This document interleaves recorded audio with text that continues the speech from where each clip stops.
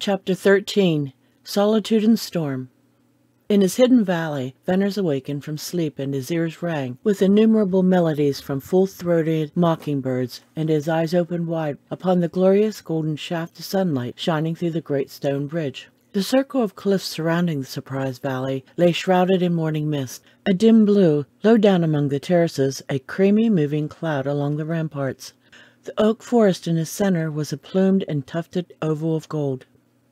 He saw Bess under the spruces. Upon her complete recovery of strength, she always rose with the dawn. At the moment she was feeding the quail she had tamed, and she had begun to tame the mockingbirds. They fluttered among the branches overhead, and some left off their songs to flit down and shyly hop near the twittering quail. Little gray and white rabbits crouched in the grass, now nibbling, now laying long ears flat and watching the dogs. Veneers' swift glance took in the brightening valley, and Bess and her pets, and Ring and Whitey. It swept over all to return again and rest upon the girl. She had changed. To the dark trousers and blouse she had added moccasins of her own make, but she no longer resembled a boy. No eye could have failed to mark the rounded contours of a woman. The change had been to grace and beauty. A glint of warm gold gleamed from her hair, and a tint of red shone in the clear dark brown of cheeks. The haunting sweetness of her lips and eyes, that earlier had been elusive, a promise, had become a living fact. She fitted harmoniously into that wonderful setting. She was like Surprise Valley, wild and beautiful. Veneers leaped out of his cave to begin the day. He had postponed his journey to Cottonwoods until after the passing of the summer rains. The rains were due soon, but until their arrival and the necessity for his trip to the village, he sequestered in a far corner of mind all thought of peril, of his past life, and almost that of the present. It was enough to live. He did not want to know what lay hidden in the dim and distant future. Surprise Valley had enchanted him. In this home of the cliff dwellers there was peace and quiet and solitude, and another thing, wondrous as the golden morning shaft of sunlight, that he dared not ponder over long enough to understand. The solitude he had hated when alone, he had now come to love. He was assimilating something from this valley of gleams and shadows. From this strange girl he was assimilating more. The day at hand resembled many days gone before. As Veneers had no tools with which to build or to till the terraces, he remained idle. Beyond the cooking of simple fare there were no tasks, and as there were no tasks there was no system. He and Bess began one thing, to leave it, to begin another, to leave that, and then do nothing but lie under the spruces and watch the great cloud sails majestically move along the ramparts, and dream and dream. The valley was a golden sunlit world. It was silent. The sighing wind and the twittering quail and the singing birds, even the rare and seldom occurring hollow crack of a sliding weathered stone, only thickened and deepened that insulated silence. Veneers and Bess had vagrant minds. "Bess, did I tell you about my horse Wrangle?" inquired Veneers. 100 times, she replied.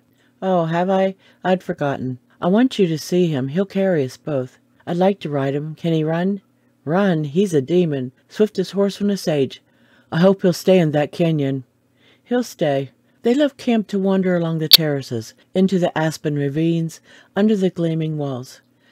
Ring and Whitey wandered in the fore, often turning, often trotting back, open-mouthed and solemn-eyed and happy. Veneers lifted his gaze to the grand archway over the entrance to the valley, and Bess lifted hers to follow his, and both were silent.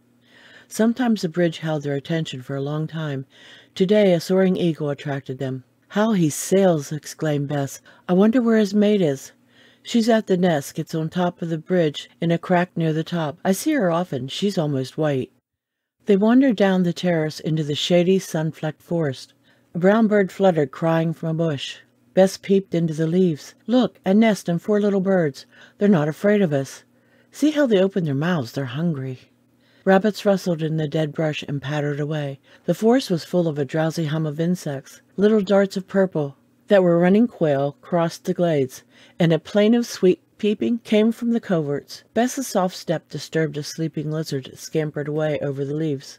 She gave chase and caught it, a slim creature of nameless but of exquisite beauty. "Jewel eyes," she said. "It's like a rabbit, afraid. We won't eat you. There, go." Murmuring water drew their steps down into a shallow, shaded ravine where a brown brook brawled softly over mossy stones. Multiples of strange gray frogs with white spots and black eyes lined the rocky bank, and leaped only at close approach. Then Venner's eye descried a very thin, very long green snake coiled around a sapling. They drew closer and closer till they could have touched it. The snake had no fear, and watched them with scintillating eyes. "It's pretty," said Bess. "How tame. I thought snakes always ran." "No, even the rabbits didn't run here till the dogs chased them." And on they wandered to the wild jungle of mast and broken fragments of cliff at the west end of the valley. The roar of the disappearing stream dinned in their ears. Into this maze of rocks they threaded a tortuous way, climbing, descending, halting to gather wild plums and great lavender lilies, and going on at the will of fancy. Idle and keen perceptions guided them equally. "Oh, let us climb here," cried Bess, pointing upward to a small space of terrace, left green and shady between huge abutments of broken cliff. And they climbed to the nook and rested and looked out across the valley to the curling column of blue smoke from their campfire. But the cool shade and the rich grass and the fine view were not what they had climbed for. They could not have told, although whatever had drawn them was self-satisfying. Light, sure-footed as a mountain goat, Bess pattered down at Venner's heels, and they went on, calling the dogs, eyes dreamy and wide, listening to the wind and the bees and the crickets and the birds.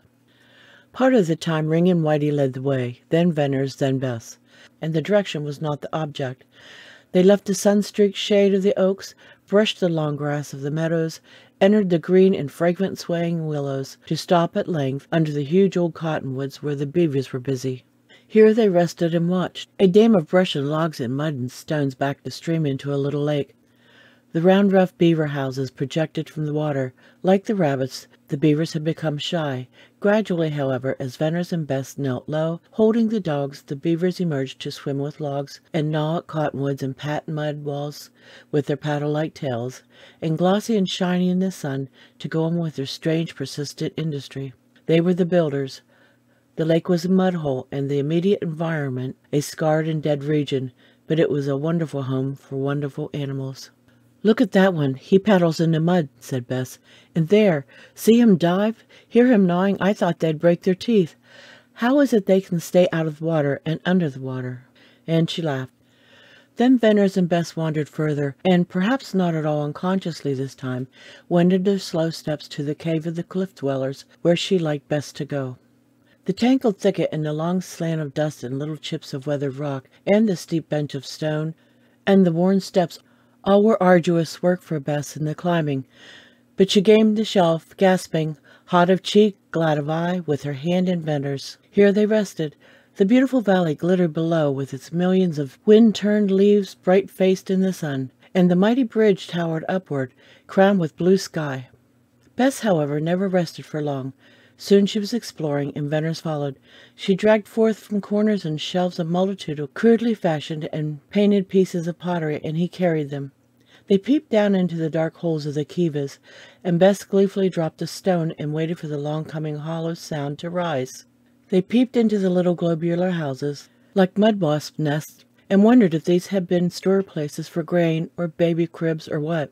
They crawled into the larger houses and laughed when they bumped their heads on their low roofs, and they dug in the dust of the floors, and they brought from the dust and darkness armloads of treasure, which they carried to the light. Flints and stones and strange carved sticks and pottery they found, and twisted grass rope that crumbled in their hands, and bits of whitish stone, which crushed to powder at a touch and seemed to vanish in the air. "That white stuff was bone," said Venner slowly, "bones of a cliff-dweller." "No!" exclaimed Bess. "Here's another piece, look. Whew! Dry, powdery smoke. That's bone." Then it was that Venner's primitive childlike mood, like a savage's, seeing, yet unthinking, gave way to the encroachment of civilized thought. The world had not been made for a single day's play or fancy or idle watching. The world was old. Nowhere could be gotten a better idea of its age than in this gigantic silent tomb. The grey ashes in Venner's hands had once been bone of a human being like himself. The pale gloom of the cave had shattered people long ago. He saw that Bess had received the same shock. Could not in moments such as this escape her feeling, living, thinking destiny? "Bern, people have lived here," she said, with wide, thoughtful eyes. "Yes," he replied. "How long ago?" 1,000 years or more." "What were they?" "Cliff-dwellers.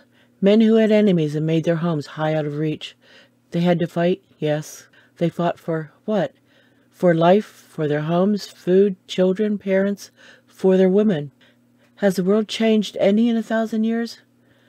I don't know. Perhaps a little. Have men? I hope so. I think so. Things crowded into my mind, she went on, and the wistful light in her eyes told Venners the truth of her thoughts. I've ridden the border of Utah. I've seen people, know how they live, but they must be few of all who are living. I had my books and I studied them, but all that doesn't help me anymore. I want to go out into the big world and see it, yet I want to stay here more. What's to become of us? Are we cliff dwellers? We're alone here. I'm happy when I don't think. These bones that fly into dust, they make me sick and a little afraid. Did the people who lived here once have the same feelings as we have?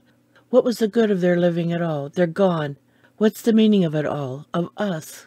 Bess, you ask more than I can tell. It's beyond me. Only there was laughter here once, and now there's silence. There was life, and now there's death. Men cut these little steps, made these arrowheads and mealing stones, plaited the ropes we found, and left their bones to crumble in our fingers. As far as time is concerned, it might all have been yesterday. We're here today. Maybe we're higher in the scale of human beings, in intelligence, but who knows? We can't be any higher in the things for which life is lived at all. What are they? I suppose relationship, friendship, love. Love.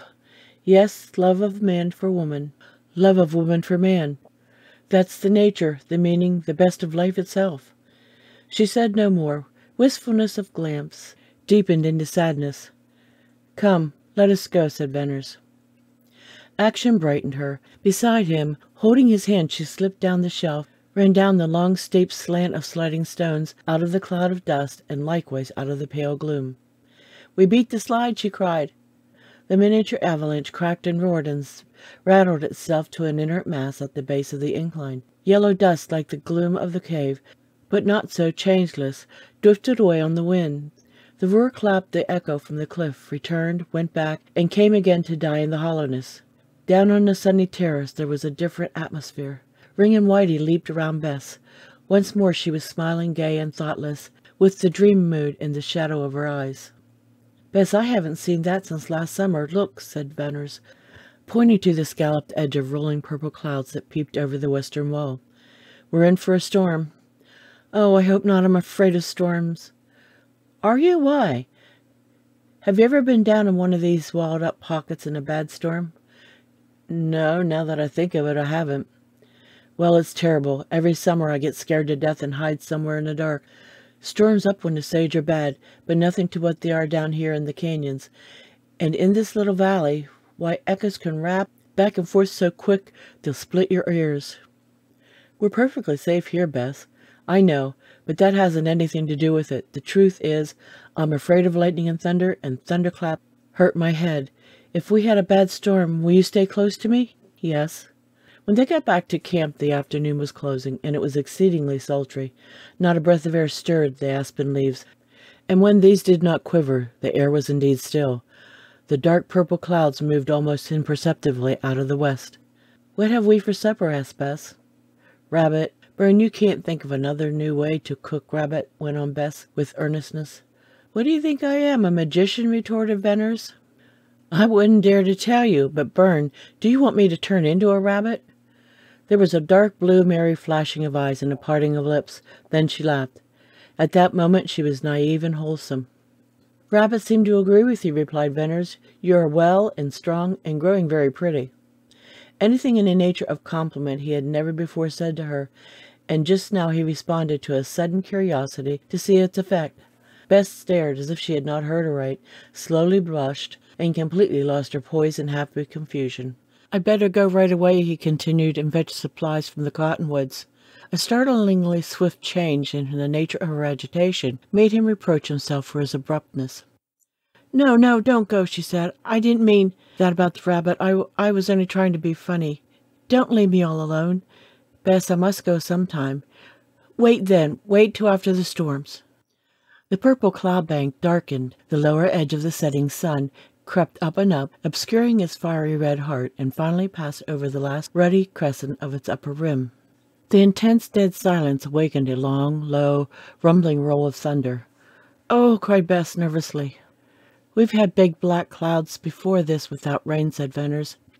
But there's no doubt about that thunder. The storms are coming. I'm glad every rider on the sage will hear that thunder with glad ears.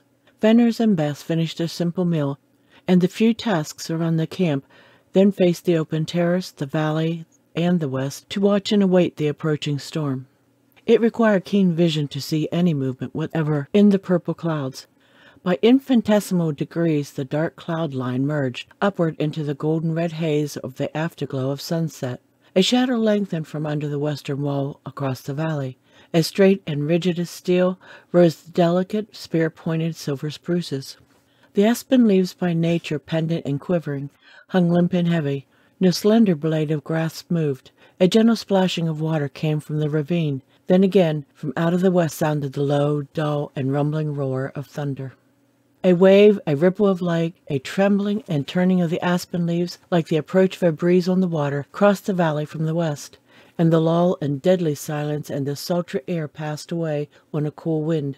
The night bird of the canyon, clear and melancholy notes, announced the twilight, and from all along the cliffs rode the faint murmur and moan and mourn of the wind singing in the caves.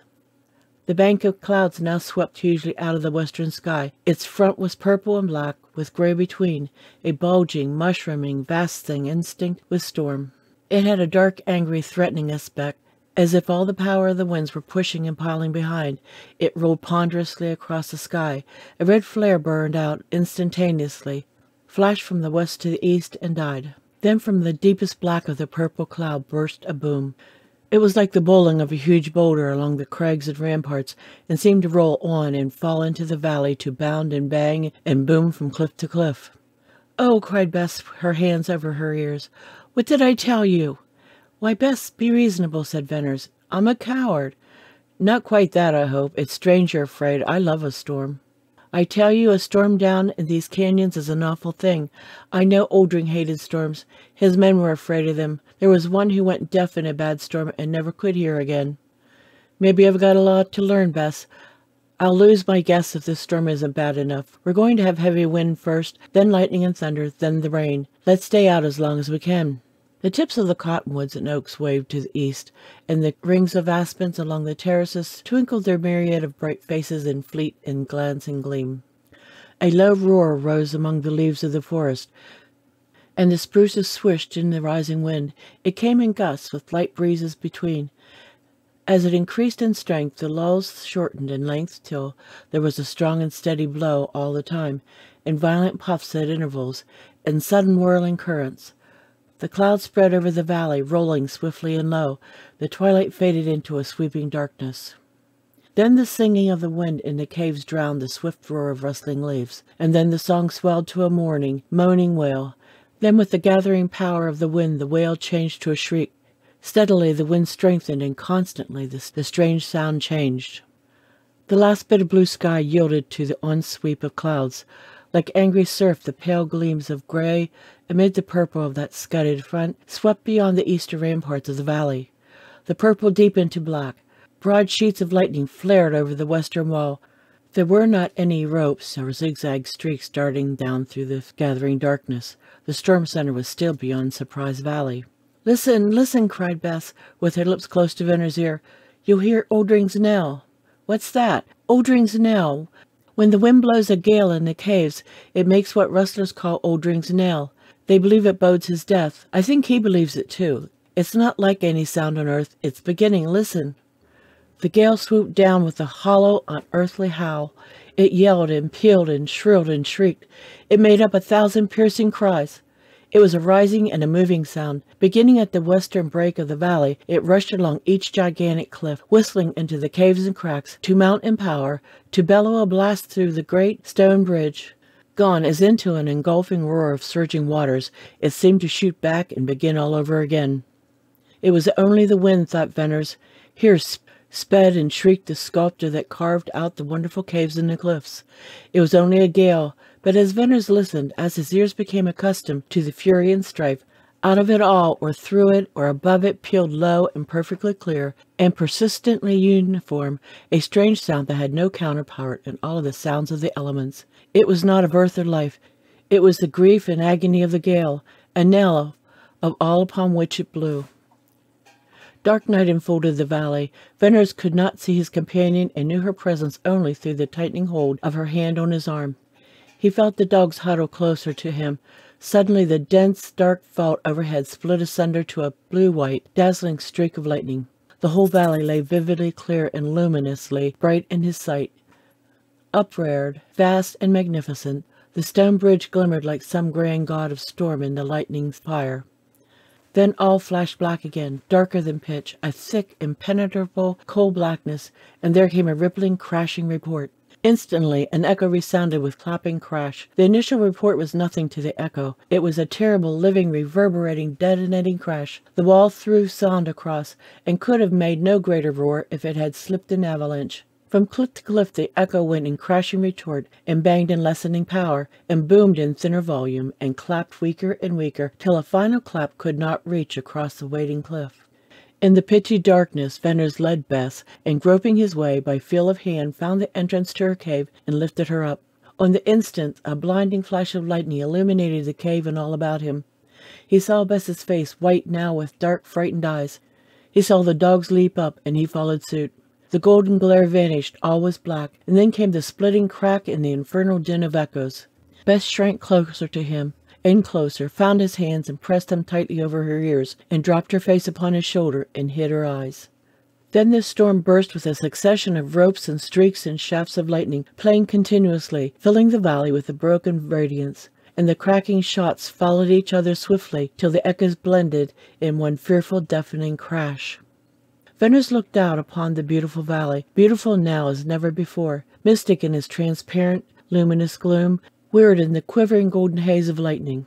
The dark spruces were tipped with glimmering light. The aspens bent low in the wind as waves in a tempest of sea. The forest of oaks tossed wildly and shone with gleams of fire. Across the valley the huge cavern of the cliff-dwellers yawned in the glare, every little black window as clear as moonday. But the night and the storm added to their tragedy. Flung arching to the black clouds, the great stone bridge seemed to bear the brunt of the storm. It caught the full fury of the rushing wind. It lifted its noble crown to meet the lightnings. Veneers thought of the eagles in their lofty nest. In a niche under the arch, a driving pall of rain, black as the clouds, came sweeping on to obscure the bridge and the gleaming walls and the shining valley. The lightning played incessantly, streaking down through opaque darkness of rain. The roar of the wind with its strange knell and the re-crashing echoes mingled with the roar of the flooding rain, and all seemingly were deadened and drowned in a world of sound. In the dimming pale light, Veneers looked down upon the girl. She had shrunk into his arms, upon his breast, burying her face. She clung to him. He felt the softness of her hair and the warmth, and the quick heave of her breast. He saw the dark, slender, graceful outline of her form. A woman lay in his arms, and he held her closer. He who had been alone in the sad, silent watches of the night was not now, and never must be again alone. He who had yearned for the touch of a hand felt the long tremble and the heartbeat of a woman. But what strange chance had she come to love him? By what change, by what marvel had she grown into a treasure? No more did he listen to the rush and the roar of the thunderstorm, for with the touch of clinging hands and the throbbing bosom, he grew conscious of an inward storm, the tingling of new chords of thought, strange music of unheard, joyous bells, sad dreams dawning to wakeful delight, dissolving thought, resurging hope, force, fire, and freedom, unutterable sweetness of desire. A storm in his breast, a storm of real love. End of chapter 13.